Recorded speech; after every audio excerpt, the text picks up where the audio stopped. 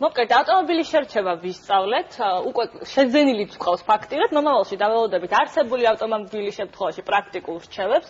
ავტომობილი რომ აბინძურებს გარემოს ეს ვიცით, მაგრამ ალბათ აუცილებელი საჭიროებაა. რა თქმა უნდა, ავტომობილი ყველაზე ნაკლები, ასე ვთქვათ, დაბინძურების წყაროა იმ საყოფა ცხოვრებო ნარჩენებთან შედარებით, რომელსაც რამდენიმე ასეული წელი ჭირდება, რომ გაიხსნას ნიადაგში და რომელიც ხელს უშლის მწვანე საფარს. სწორედ ამ პრობლემისგან თავის არიდებაზე დაიწყო უკვე ზრუნვა გარემოს დაცვის სამინისტრომ და განვაგრძობთ ახლა ჩვენ სტუმართან სწორედ ამ თემაზე საუბარს ალბერტ ჩანგსელიანი გარემოს დაცვის სამინისტროს არჩევნების მართვის სამსახურის ხელმძღვანელი. მოგესალმებით ბატონო ალბერტ. და ბატონო ალბერტ, სანამ საუბარს დავიწყებთ, მანამდე ვნახოთ ჩვენი სიუჟეტი. ჩვენმა ჟურნალისტმა ანა მეზრიშვილმა გუშინ მთელი დღის განმავლობაში იმოგზაურა თბილისის ქუჩებში, თუ ჩვენი თანაქალაქელები რამდენად იცავენ გარემოს და რამდენად გამოიყენებენ, ასევე ერთგვარი ექსპერიმენტით ჩავატარეთ, რამდენად გამოიყენებენ ნაგვის ურნას, რომელში ნარჩენის ჩაგდებასაც 4 წამი ჭირდება სულ, ხოლო იმ ნარჩენის ნიადაგში მოხვედრის შემთხვევაში გახსნას კი რამდენიმე ასეული წელიწადი. ვნახოთ ანა მეზრიშვილის სიუჟეტი. საკვების ან სხვა სახის ნარჩენების ურნაში ჩაგდებას სულ რამდენიმე წამი სჭირდება. ასევე რამდენიმე წამია საჭირო იმისთვის, რომ გადაყრილი ნაგავი მიწაზე აღმოჩნდეს. თუმცა რადიკალურად განსხვავდება შედეგი, რასაც ეს ორი ქმედება გვაძლევს.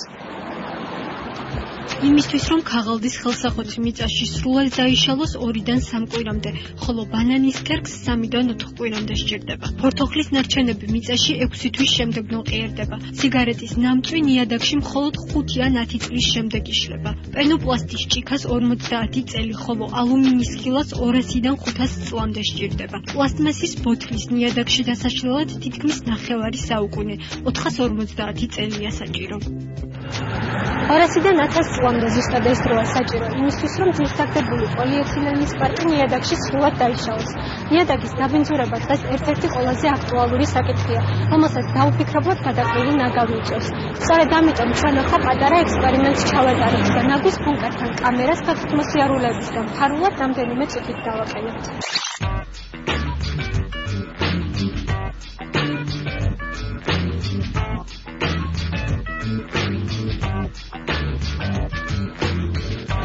Mamachi mama está.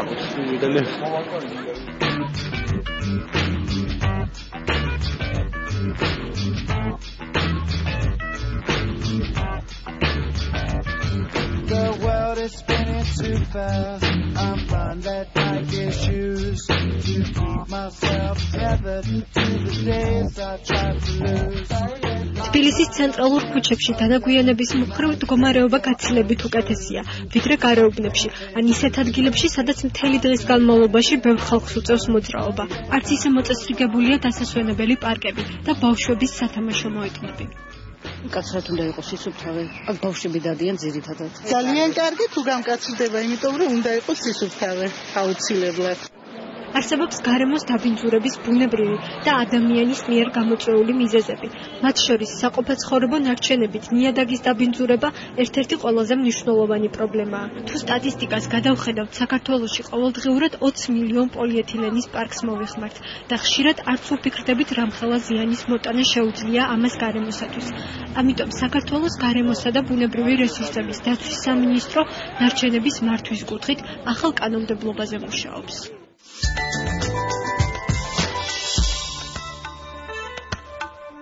ასეთი იყო ჩვენი დილის ექსპერიმენტი ბატონო ალბერტ. ახლა რაც შეეხება თავად პრობლემას, რომელიც საკმაოდ მწვავედ დგას, თუ შეიძლება ასე ითქვას და მათ შორის ყველაზე მწვავე არის სწორედ პოლიეთილენი, რომელიც გარემოში საკმაოდ რთულად იხსნება. რა ქმედით ნაბიჯებს დგავს გარემოს დაცვის სამინისტრო და როგორც უკვე ჩვენ სიუჟეტიდანაც გავიგეთ, თქვენ კონკრეტულ საკანონმდებლო ინიციატივაზეც მუშაობთ უკვე, რა არის მთავარი ამოსავალი წერტილი სწორედ ამ კანონმდებლობაში. დიახ, სანამ საკანონმდებლო ინიციატივებს შევეხებოდით, მინდა დავადასტურო სიუჟეტში გამოთქმული ის მოსაზრებები, რაც დაკავშირებულია ნარჩენებთან, საერთოდ გარემოს დაცვის თვალსაზრისით დაბინძურების პრევენციას ერთ-ერთი მნიშვნელოვანი ადგილი უჭირავს და ამ თვალსაზრისით ერთ-ერთ უმთავრეს დამაბინძურებელს წარმოადგენს ნარჩენები, სხვა დაბინძურების წყაროებთან ერთად. ამდენად ნარჩენების არასწორად მართვა შესაბამისად საფრთხეს უქმნის გარემოს, ადამიანის ჯანმრთელობას და საერთოდ ცოცხალ ორგანიზმებს. არსებობს ნარჩენების მრავალი კატეგორია და თითოეული ამ ნარჩენის კატეგორიას სჭირდება შესაბამისი მოპყრობა, შესაბამისი მენეჯმენტი იმ ნორმებისა და მოთხოვნების შესაბამისად, რაც დაწესებული არის ამა თუ იმ ნარჩენის მიმართ. აღნიშნულიდან გამომდინარე საჭირო არის, რომ ნარჩენები სწორად იმართებოდეს, ქვეყანაში არსებობდეს შესაბამისი ნორმები, შესაბამისი წესები, არსებობდეს ნარჩენების მართვის სამართლებრივი საფუძვლები, რადგანაც ნარჩენების მართვასთან ფაქტიურად დაკავშირებული არის ყველა პირი. მათ შორის ფიზიკური პირები, იურიდიული პირები, კერძო სექტორი, არასამთავრობო სექტორი, სამთავრობო სექტორი, ფაქტიურად ყველას აქვს შეხება ნარჩენების მართვასთან. აქედან გამომდინარე, საჭირო არის ნარჩენების მართვის სამართლებრივი ბაზის შემუშავება. პრინციპის მთავარი მექანიზმი რა თქმა უნდა, ერთ-ერთი მთავარი მექანიზმი არის ეს.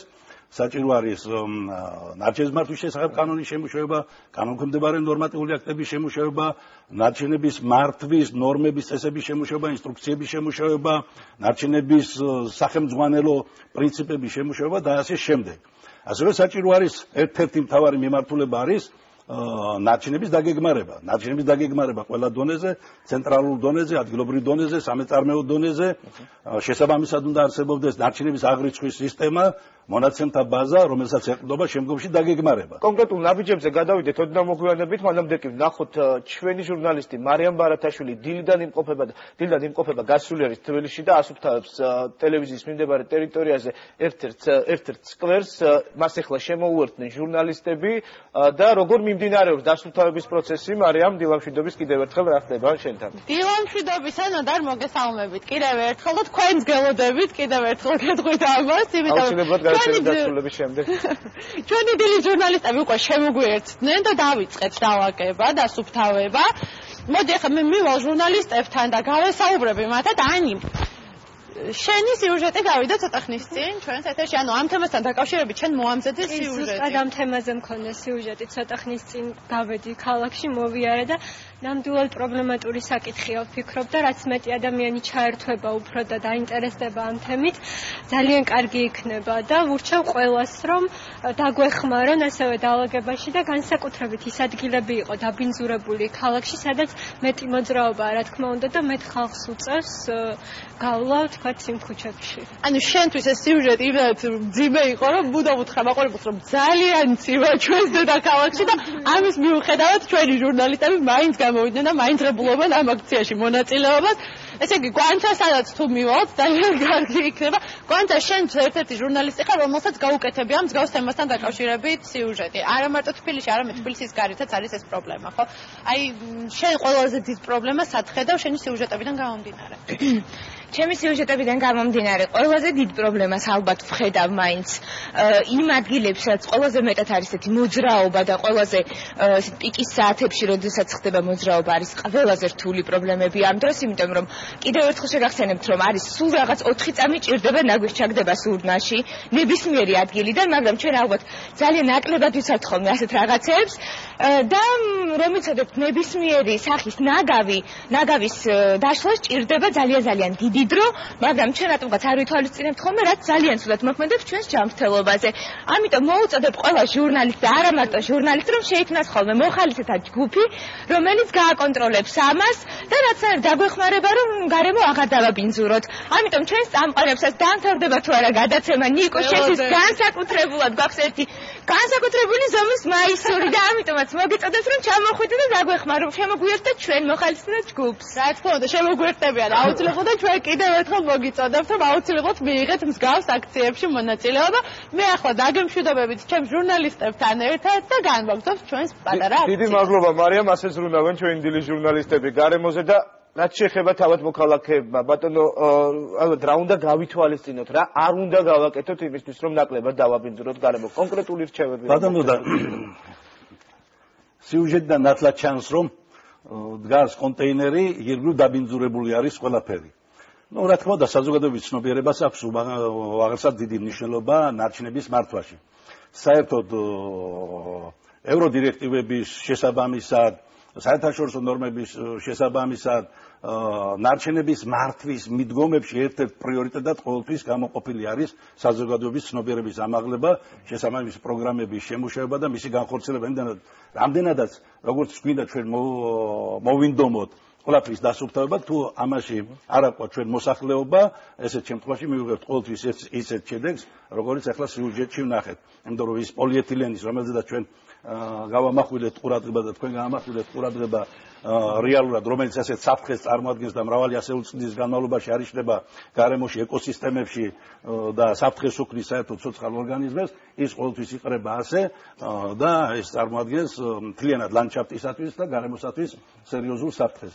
ამიტომ მოსახლეობის ცნობიერების ამაღლებას უაღრესად დიდი მნიშვნელობა აქვს და თითოეულ მოქალაქემ თავისი ვალი უნდა შეასრულოს და ის 4 წამი არ უნდა დაინანოს იმისთვის, რომ მივიდეს კონტეინერამდე და იქ განათავსოს ის ნარჩენი, რომელიც მას წარმოექმნება. და რაც შეეხება თავად ნაგავსაყრელების თემას, ნაგავსაყრელები აი რამდენად რა თქმა უნდა, ნაგავსაყრელები ძალიან სერიოზული თემა არის. ის ნაგავსაყრელები, რომელიც დღეს საქართველოში ფუნქციონირებენ, გარდა 2 ნაგავსაყრელის არც ერთი არ პასუხობს საერთაშორისო ნორმებს.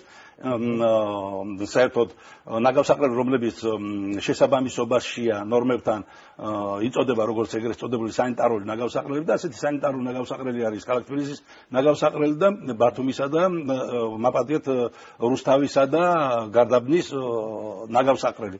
ამ 2 მუნიციპალიტეტს ემსახურება ეს ნაგავსაყრელი. სხვა დანარჩენი ნაგავსაყრელი ფაქტიურად შეუსაბამო არის ნორმებთან. არის უამრავი უკანონო ნაგავსაყრელები, აქ საუბარი იყო პერიფერიებზე, სადაც საერთოდ ბევრ ადგილზე ნაგავსაყრელი საერთოდ არ არსებობს, ამიტომ ნარჩენების გადახრა ხდება საერთოდ გარემოში, სხვადასხვა ხევებში, მდინარეების პირას, რაც საფრთხეს უქმნის გარემოს. ამ ეტაპზე მიმდინარეობს სერიოზული მუშაობა, იგეგმება ნაგავსაყრელების, ახალი ნაგავსაყრელების მოწყობა, ცენტრალური ნაგავსაყრელების მოწყობა და ძველი ნაგავსაყრელების დახურვა. ამ მიმართულებით სერიოზულად მუშაობს რეგიონალური განვითარებისა და ინფრასტრუქტურის შესაბამისი სამსახური. და ისევ საკანონმდებლობას რო დაუბრუნდეთ, ამ კანონმდებლობით, რომელზეც მუშაობთ უკვე თქვენ, იქნება თუ არა კონკრეტული, ასე ვთქვათ, აკრძალვები, კონკრეტული ჯარიმების სიტყვაზე ვთქვათ, დაწესებული კანონი ითვალისწინებს ძირითად პრინციპებს ნარჩენების მართვის. მათ შორის მე მინდა ხაზი გაუსვა იმასაც, რომ საქართველოს ნოემბერში ხელი უნდა მოაწეროს ევროპასთან ასოცირების ხელშეკრულებას. იქ ჩადებული არის ევროდირექტივების მოთხოვნები, მათ შორის ნარჩენების მართვის დირექტივების მოთხოვნები, რომელიც როგორც ვალდებულება მომავალში საქართველოს უნდა განახორციელოს. ყველა ეს მოთხოვნა აბსოლუტურად დაწერილი არის კანონ პროექტში. და კანონ პროექტი ასევე დაუბრუნდებით თქვენ კითხვას, ითვალისწინებს იმ ეკონომიკური და სხვა სახის ღონისძიებებს, რომელიც ხელს შეუწყობს ესეთი ნარჩენების წარმოქმნას, შემცირებას და შემდგომ მის სწორ მართვას. ძალიან დიდი მადლობა ბატონო ალბერტ, დიდი მადლობა რომ გვესაუბრეთ ამ თემებთან დაკავშირებით კონკრეტულად და თქვენ კი მაყურებელს ვეთქვი რომ დღეიდან დავიწყოთ გარემოზე ზრუნვა იმისთვის რომ შევინარჩუნოთ სუფთა და ჯანსაღი გარემო. ახლა კი რეკლამა ჩანს ეთერში.